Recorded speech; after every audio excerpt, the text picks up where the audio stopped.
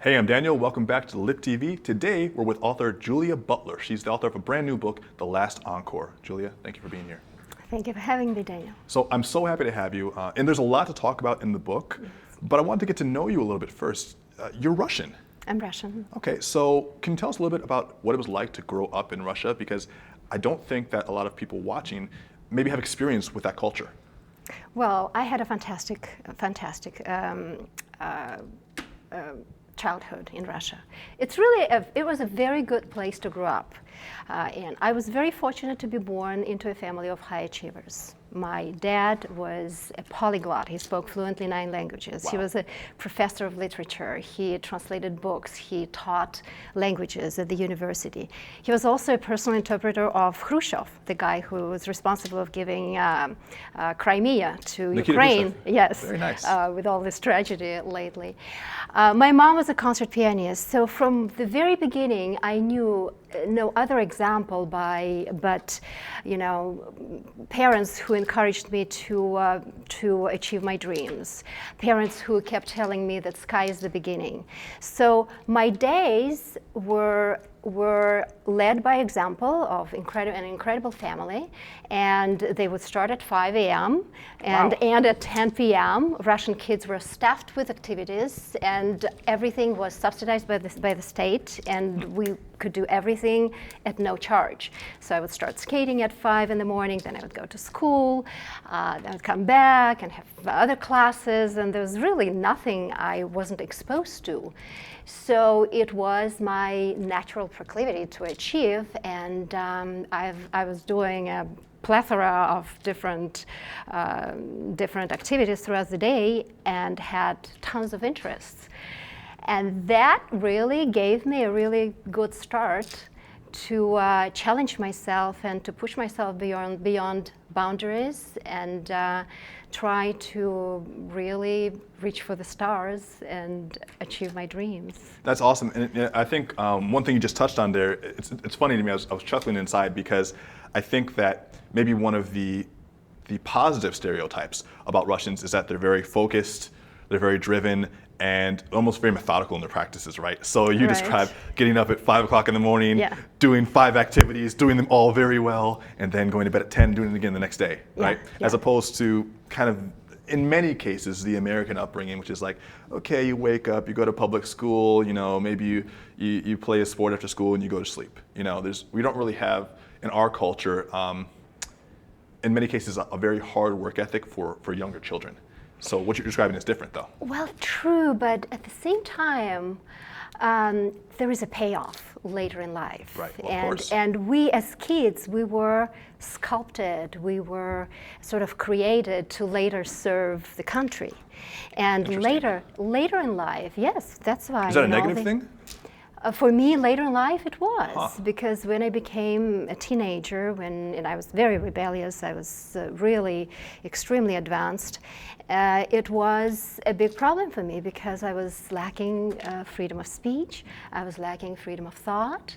I couldn't go and dance with American Marines when they were in town, and that really sort of started dragging me down, and I realized that I couldn't live my fairy tale life that I've imagined the way I've imagined in that country, and that's when I made my decision to live. So would you say that some of the reportings in the news right now about some of the restrictions that are happening in Russia are accurate? They're talking a lot of times now about censorship of the press and suppression of human rights in different places in Russia. Would you say that's accurate? I haven't been in Russia for a very long time. I left when I was barely in my 20s, and it was extremely constrictive then. Interesting. We couldn't speak. Yeah. What couldn't you do? Because I don't have any more background in this besides reading in books. Yeah. So what couldn't you do as an average Russian citizen? We couldn't have any contact with foreigners, and in fact, in many ways, Catherine's story in my book Right. reflects that reality.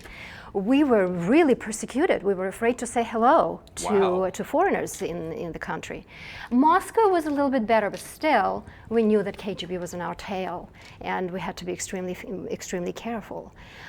So there were a lot of things we couldn't do, and it was extremely I was a university student, and I belonged to very progressive circles, and it was extremely restrictive to me. And when I made my decision to leave, I went to my dad, who had quite a successful career, and I said, my dad, I don't see my future in this country. Well, what would you say? Would you support if I left? And he said, yes, I'm giving you all the support. You can live your life the way you've imagined. And even though there were terrible repercussions for him, and he was heavily persecuted after I left. Can you explain it? Wow, that's what happened. Well, he lost his job. He had quite a prestigious job. He lost it, and he just had to really step down and move down in his career. But he knew that was coming, and he felt that he already achieved a lot, and he just let me do what I felt right for my life. That's awesome. So let's kind of skip a little bit forward in the progression, and you came to the States. You did a lot of different things. You were figure skating. You were singing. I went to Italy first. You went to Italy first. Yes. And you came to the States, and when did you start writing? When did you know that you wanted to be a writer? I've always wanted to write. In fact, I have masters in literature and languages, and I did write a lot. I translated a lot when I was in Moscow. I translated mostly Scandinavian writers. I helped my dad translating Ibsen into Russian. I translated famous Norwegian writer Ingemar I forgot the name. Torbjörn Egner, I'm sorry, mostly children's books. And I've always had that inclination. I've always kept journals since I was a little kid. And then life carried me away, and of course I had to establish myself in 2 different countries, and I traveled the world. But there's always been a desire in me to write, and I've always been puzzled with certain happenings, certain story in my family's past that I dreamed just put on paper. But for a long time I've been battling, of course, a writer's block, because this is not my mother tongue. Right. And it took me a while to really convince myself that I can do it. Well, let's talk about that. I mean, this is your book, The Last Encore. Yes. This is a sensual book. It's a romance and erotica novel, correct?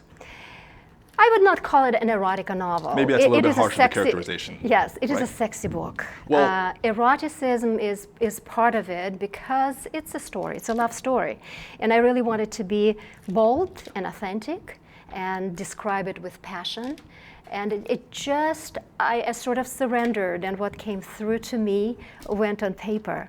It's just a sexy story, but it's a sophisticated, sensual. And I read it, and I like it, and I agree with you. The reason why I use the word erotica to classify it is because that's a movement that, at least in the States, is becoming more and more prevalent. Yeah.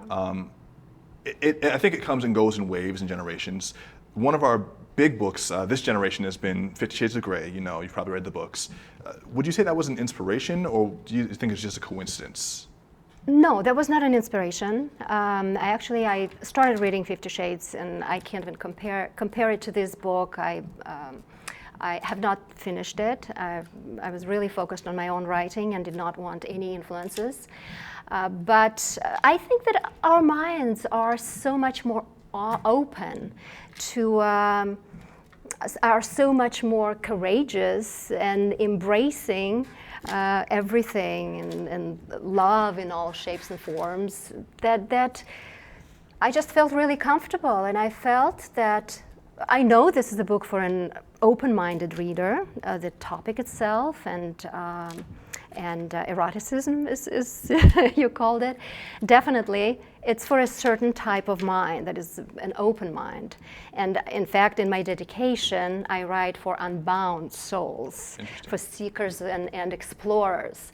For me, this book has been an exploration of my own family story, has been an explanation of certain happenings that I questioned throughout my whole life. And in a way, has been a major trial of my own morals and personal biases. So I had to really dig into my own light and dark places and just let my thoughts and feelings come through. Interesting you mentioned that. I think a lot of people, a lot of readers would probably agree with you in that to read a sexy book, to read something that's for more open-minded individuals, you have to have a certain amount of free thinking going into the book, correct? Absolutely. And I think that we're getting to a point now where people are more open to reading these types of stories, but can you think of any examples, or can you speak a little bit on maybe why some people wouldn't be open to reading a more sensual story like this? What have you encountered that surprised you maybe? We all go through love. We are love. We all have intimacy. I don't see what's the big deal. You know, there is a lot of there are some hypocritical minds. There are open minds, and I just don't see what's the big deal. Well, actually, I'm curious, since you've been in several different cultures now, you lived all over the world. You started off in Russia, which I'm assuming is more of a conservative climate. Very conservative, yes. You know, you traveled to Italy. It's in the book, actually. It's in the book, that first story, Catherine's first story, and her relationship is very much, that's why she was so hooked and so attached to this man, because he opened a completely different dimension of lovemaking and passion to her. We were not used to that in Russia. It was extremely taboo. We never spoke about sex. We had no education. We couldn't speak to our parents about sex. So we had to learn things on our own. So what differences did you notice? What differences did you notice between the views of Russia towards sex and maybe when you went to Italy, the views? Did you notice any marked differences? Major. Yeah? Yes. First I traveled, I actually got scholarship and I went to Norway, and that's where I completed my master's in literature. So I spent a good 9 months in Oslo. And Scandinavia is extremely liberal. Norway, Denmark, Sweden, sex and lovemaking is discussed. They're really free people. So that was a big discovery for me. And Italy is more conservative. Interesting. I wouldn't expect that. Is more conservative, I would say, but it's more conservative on the surface, but underneath there is, I actually found quite a lot hypocrisy there. And in Italy, I saw very few very little loyalty in a marriage, in a relationship.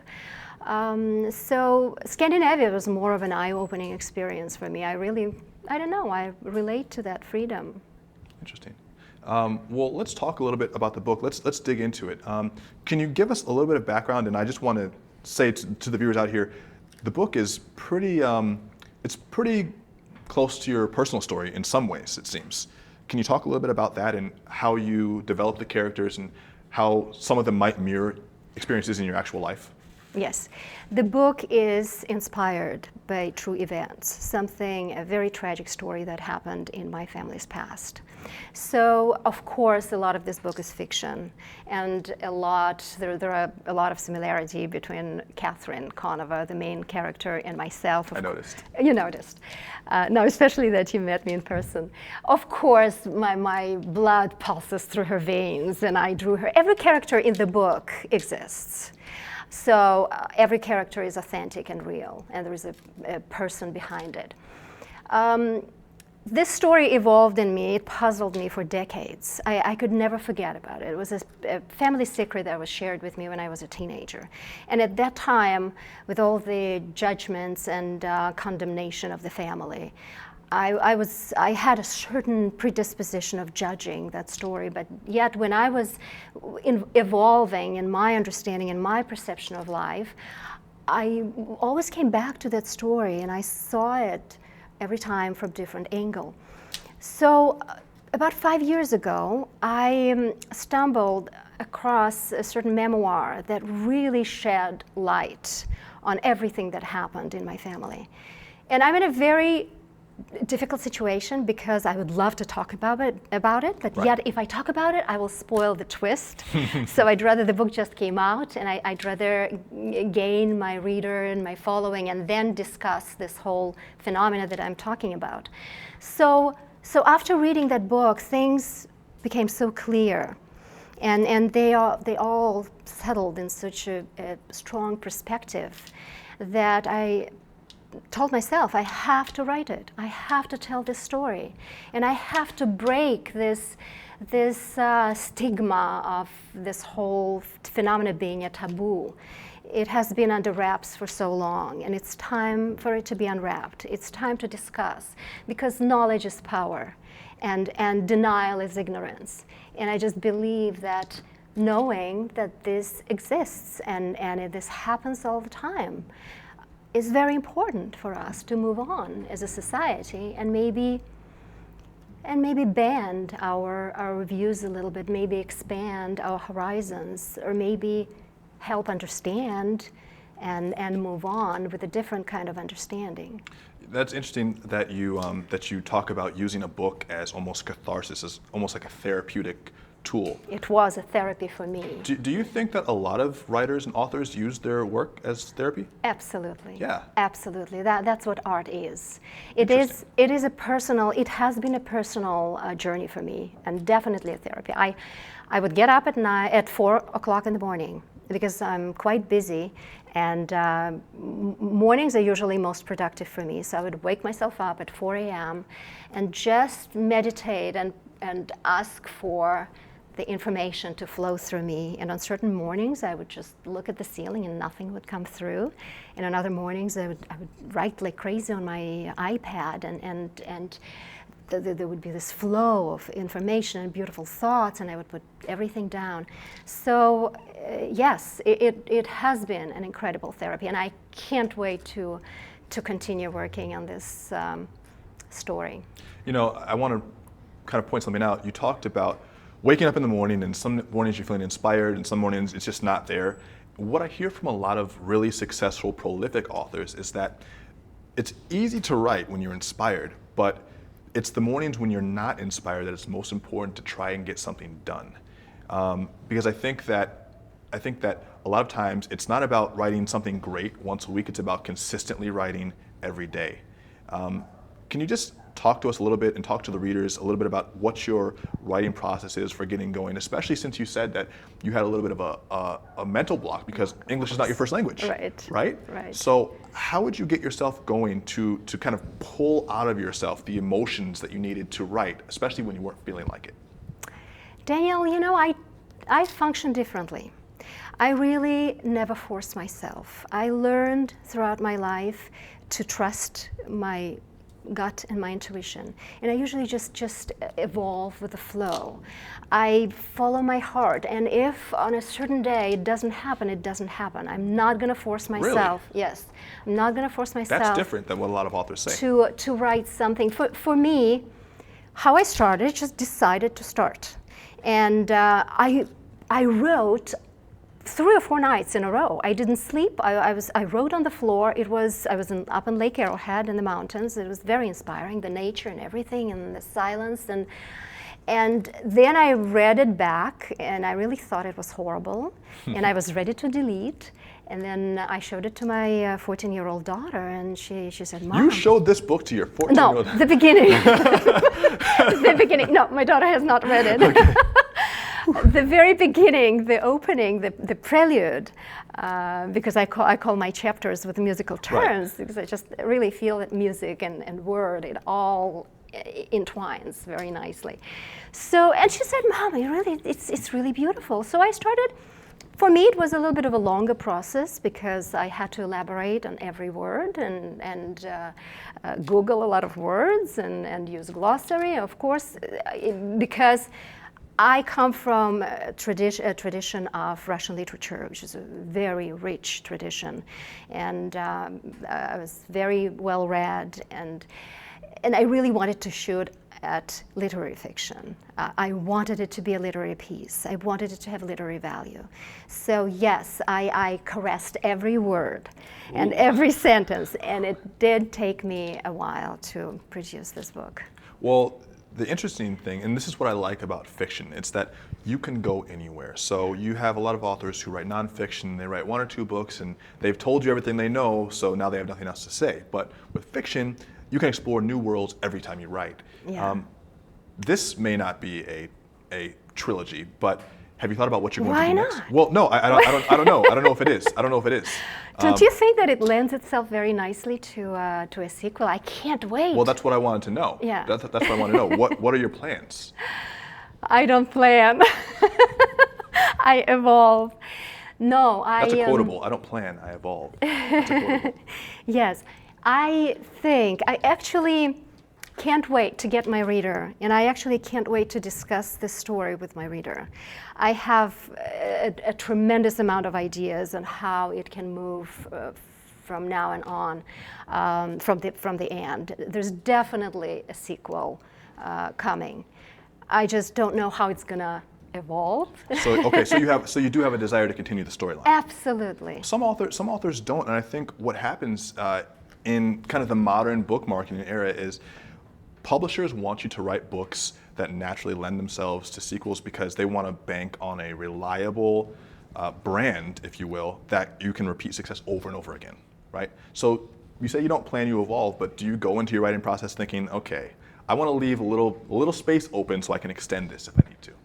Well, what did you think, Daniel? What did you think when you read the last page? These were my exact thoughts. My exact thoughts were, why is it ending here?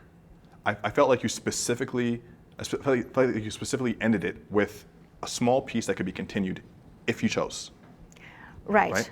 Well, you know, I've given the reader so many shockers in the last pages because this novel sort of develops quite slowly, and I give different life stories at the beginning, and they all really come together at the end, and the theme of the Moonlight Sonata, the music, also unites all these stories.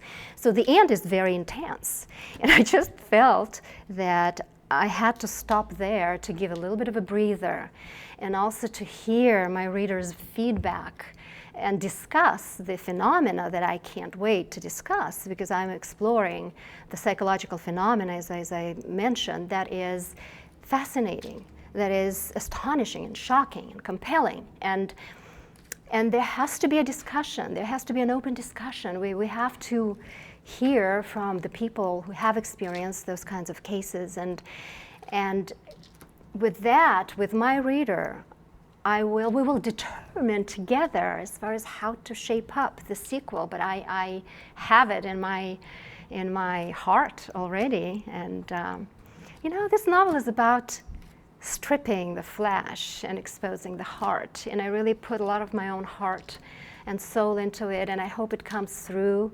I put all my passion and my imagination and my fantasies and ooh. Well, and speaking of putting a lot into the book, we talked about this briefly before we went on air, but now I'm curious, do you have a favorite piece? Would you like to read something? What's your favorite piece? What's my favorite? I love every page of the book. You know, what's your favorite piece? Okay, it's a little bit. That would be more it's a little bit sensual. Authentic, actually. So I highlighted the first part that I was reading that made me go, ooh. Do you want to see what it was? Okay. Ooh. I'll show you. This is when, so this is Catherine's first experience. This is in chapter 4. Opus 4. Did you like how I named the chapters with musical terms? I like that. I was actually running out of musical terms myself until I realized that there were more. Okay, so this is my favorite piece. Say it. No, you read it. You want me to read it? Okay, yes. You ready? Okay. Yes.